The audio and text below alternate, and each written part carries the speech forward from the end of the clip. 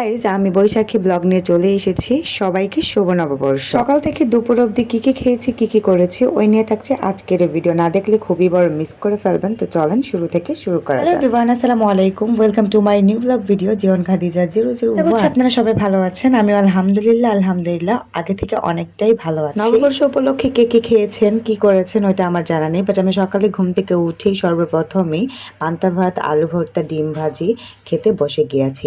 Trust me guys, যারা না খাইছেন অবশ্যই এটা ট্রাই করে দেখবেন, অনেক বেশি মজা। পান্তা ভাত রাতের ছিল না, এটা গরম ভাতের উপরে আমি পানি ঢেলে পান্তা ভাত বানিয়েছি। প্রায় সময় ভিডিওতে দেখি অনেকেই এভাবে খায়, বাট আমিও ট্রাই করেছি। নতুন কিছু ট্রাই করে খেলে খুবই ভালো লাগে, সো আমি খেয়েছি, আপনারা চাইলে খেতে পারেন। আর হ্যাঁ, কে কোন জায়গা থেকে ভিডিওটা দেখছেন অবশ্যই কমেন্ট বক্সে জানাবেন।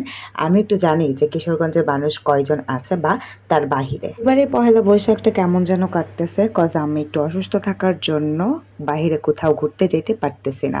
তো ভাবলাম যে বাড়ির ভিতরেই সবাইকে, ছোট বড় সবাইকে নিয়ে পিকনিক খেলি। তো এটা কিন্তু মন্দ না, তবে সবার হাতে হাতে কাজ করাতে খুবই ভালো লেগেছে। বাট আমিও এই অসুস্থতা নিয়েই টুকটাক অনেকটাই কাজ করে। কাজ করা কিন্তু মন্দ জিনিস না, কাজ করলে শরীর স্বাস্থ্য সবকিছু আরো বেশি ভালো থাকে, এটা ডক্টরও বলে, বাট এটা আমারও কথা। তারপর এইতে দেখেন এখানে এক এক করে সবাই হাতাহাতি করে কাজ করে দিচ্ছিল। আসলে সবাই মিলে একটা কাজ যদি করেন তাহলে কতক্ষণে কিন্তু হয়ে যায়। এইদিকে হচ্ছে একজনে রোস্ট ভাজতেছিল, ওই দিক দিয়ে কাটা বাছা করে দিচ্ছিল। তারপর এই দিক দিয়ে হচ্ছে আমি আর আমার বোন মিলে কচু পাতা নিয়ে আসতে গিয়েছিলাম। এটা দিয়ে কিন্তু একটা স্পেশাল রেসিপি বানানো হবে, সেটা হচ্ছে চাপা শুটকি ভর্তা। অনেকেই চিনবেন যারা কিশোরগঞ্জের মানুষ আছেন, আমি মনে করি তারা কিন্তু এই ভর্তাটা খান, বাট বাইরে যারা আছেন তারা এটা চিনবেন না, আবার চিনতেও পারেন। তো যাই হোক, তারপর এই তো বললাম না, একজন করে সুন্দর করে কাটা বাছা করে দিচ্ছিল।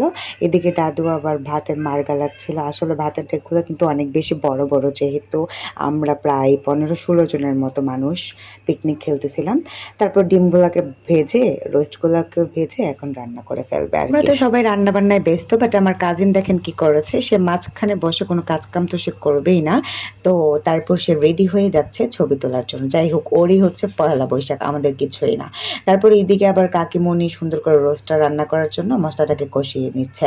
আবার এদিকে কারেন্ট চলে গিয়েছে, আবার এক সাইডে আবার ভাত বসিয়ে দিয়েছে। এটা হচ্ছে আরেকটা কাজিন। কথা একে একে সব কিছুই রান্না বান্না হয়ে যাচ্ছে। দেখেন রোস্টার কালারটা। তো কী কী আইটেম রান্না করেছে ওইটা আমি লাস্টে আপনাদেরকে বলে দেবো অবশ্যই।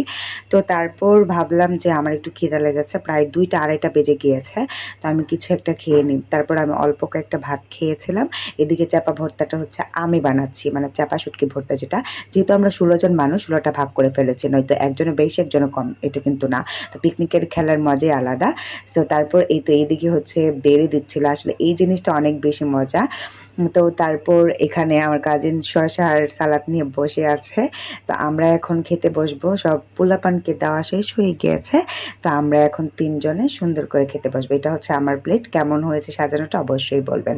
সো এখন বলি যে আমরা কি রান্না করেছি। রোস্ট রান্না করেছি, তারপর রোস্টটা একটু ঝালের মতো, তারপর ডিম হচ্ছে এমনি সিদ্ধ করা, তারপর ছিল ঝাটকা মাছ, সেটা হচ্ছে ইলিশের ছোট ভাই, চাপা ভর্তা, তারপর সালাদ ছিল, ডাল ছিল, সাদা পোলাও, আর হচ্ছে সাদা ঝরঝরে ভাত। তো এই তো খাচ্ছিলাম, আলহামদুলিল্লাহ খুব মজা করে খেয়েছি। এই ছিল আজকের ভিডিও। ভালো লাগলে লাইক কমেন্ট করতে বলবেন। টাটা।